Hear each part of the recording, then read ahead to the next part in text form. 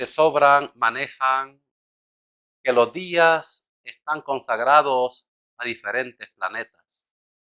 Por ejemplo, el día lunes consagrado al planeta Luna. El día martes consagrado al planeta Marte.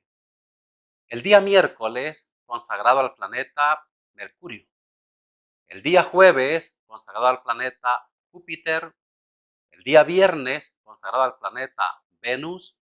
El día sábado consagrado al planeta Saturno. Y el día domingo significa Día del Señor. Y por tanto, el domingo no está consagrado a ningún planeta, sino que es el día del Señor de señores. Es el día de Cristo Jesús. ¿Y por qué es el día consagrado a Cristo Jesús?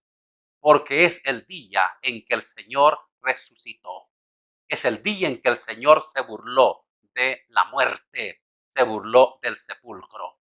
Basta que usted vea el Evangelio de San Mateo en el capítulo 28, cuando dice el primer día de la semana, Jesús se hace presente a los apóstoles.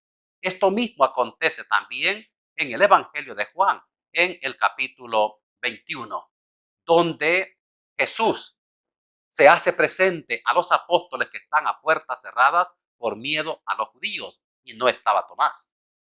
8 días después, o sea, el domingo siguiente, Jesús se vuelve a aparecer y entonces le dice a Tomás que meta sus dedos en el agujero de sus manos y que meta su mano en el agujero de su costado y le disipa sus dudas. Y entonces Tomás dice, Señor mío y Dios mío. Hoy quisiera invitarles a que nos fijemos en una perícopa evangélica de San Lucas en el capítulo 24. Debería leerles desde el 13 hasta el 35. Pero por cuestiones de tiempo voy a resumir y voy a leer nomás de capítulo 24, versículos 28 al 35. Me refiero al episodio sobre los discípulos de Emaús. Y dice la palabra del Señor así.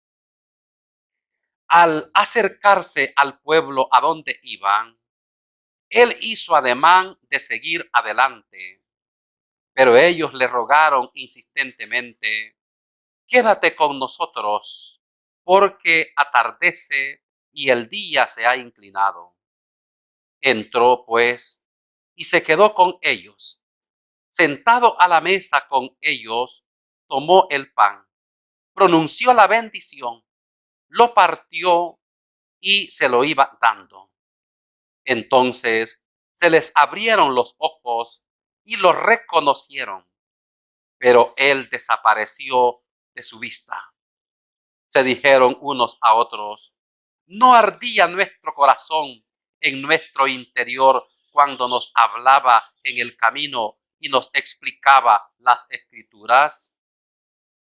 Levantándose al momento, se volvieron a Jerusalén y encontraron reunidos a los 11 y a los que estaban con ellos, que decían, es verdad, el Señor ha resucitado y se ha aparecido a Simón.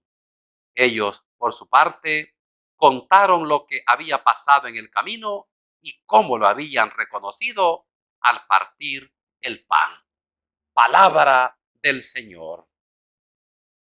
Este evangelio, queridos hermanos y hermanas, nos presenta a los discípulos de Emaús que van tristes, que van decepcionados, que van desilusionados porque esperaban que Jesús fuese el liberador de Israel, y ellos dicen, ya van 3 días que murió y no ha pasado nada. Estos apóstoles, es tanta su decepción que han dejado Jerusalén, han dejado la ciudad de los profetas, la ciudad de Jesús y van a sus aldeas, van a sus lugares de origen. Lo maravilloso es que mientras van por el camino, Jesús se les aparece y empieza a caminar con ellos. ¿Qué gesto más lindo de Jesús? Cuando estos van llorosos, van tristes, angustiados, desesperados, decepcionados del mismo Jesús, Él en su gran misericordia camina con ellos. Y quiero que nos fijemos en dos detalles extraordinarios que acontecen en ese camino donde Jesús acompaña a los discípulos de Emaús. En primer lugar, les explica las Escrituras. Y cuando les explica las Escrituras y empieza a hablarle de los profetas y empieza a decirles que estaba escrito que el Hijo del Hombre tenía que morir y tiene que resucitar, entonces a los discípulos les empieza a arder el corazón. Esto hace referencia a la primera parte de la Eucaristía, que nosotros le llamamos liturgia de la palabra de Dios.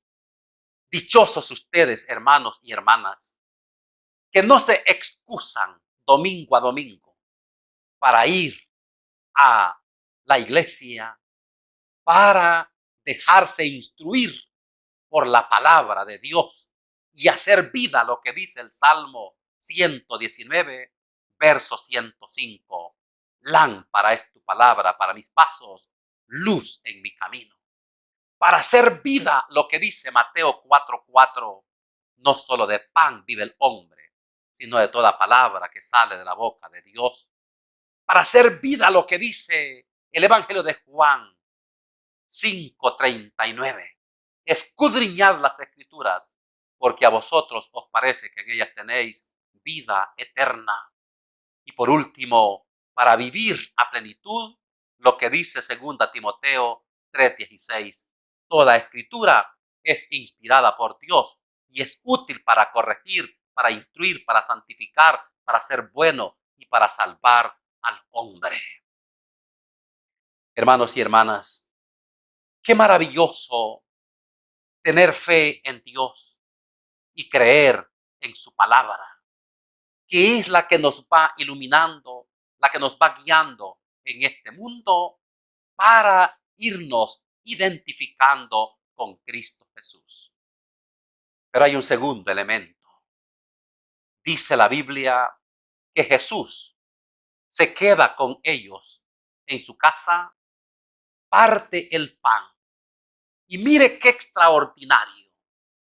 Al partir el pan, al írselos dando y al comerlo, entonces descubren la presencia de Cristo Jesús entre ellos.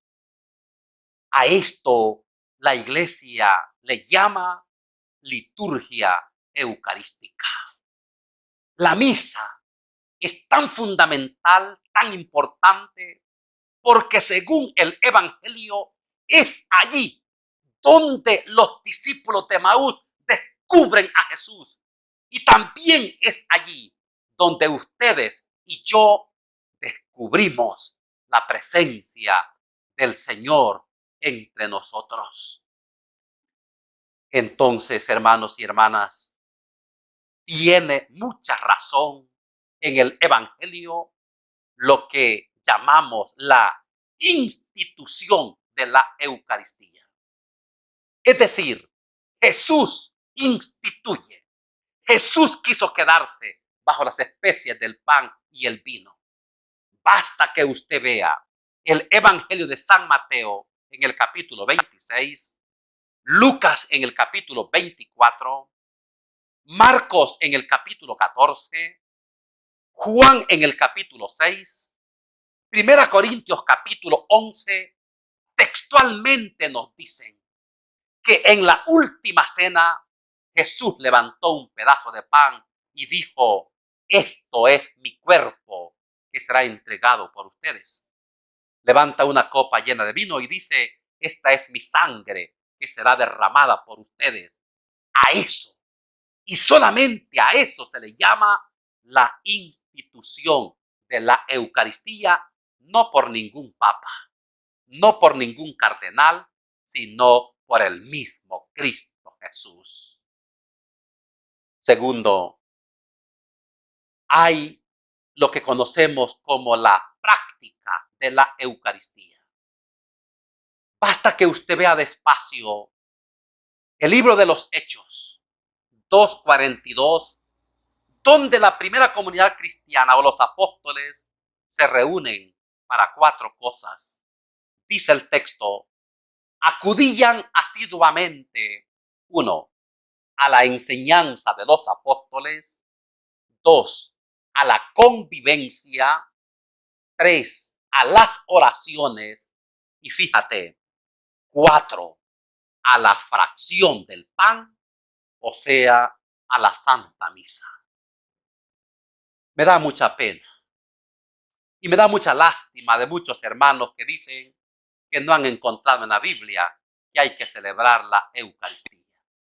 Qué pena y qué vergüenza que digan que son biblistas, que estudian la Biblia y cuestiones tan claras como el sacramento de la Eucaristía no lo han encontrado. Qué lástima. Lo que está claro es, en Hechos 2:42, que los apóstoles acuden asiduamente para estas 4 cosas: para la fracción del pan, o sea, para la Eucaristía. ¿Y cuándo hacían esto? Vea usted Hechos 27, dice el apóstol Pablo: el primer día de la semana, o sea, el domingo, estábamos reunidos para la fracción del pan o para la Santa Misa. Pero hay un tercer elemento, y es la promesa sobre la Eucaristía. El Evangelio de Juan, en el capítulo 6, versos 54 en adelante, dice Jesús: el que come mi cuerpo y bebe mi sangre, ese tiene vida eterna, y yo le resucitaré en el último día. 2 promesas magistrales para el que celebra, para el que participa de la Santa Eucaristía. Fíjate, el que come mi cuerpo y bebe mi sangre, 1, ese tiene vida eterna, y 2, yo le resucitaré en el último día. Ahora, queridos hermanos y hermanas, la Eucaristía es justamente celebrar la entrega de Cristo Jesús por nuestra salvación.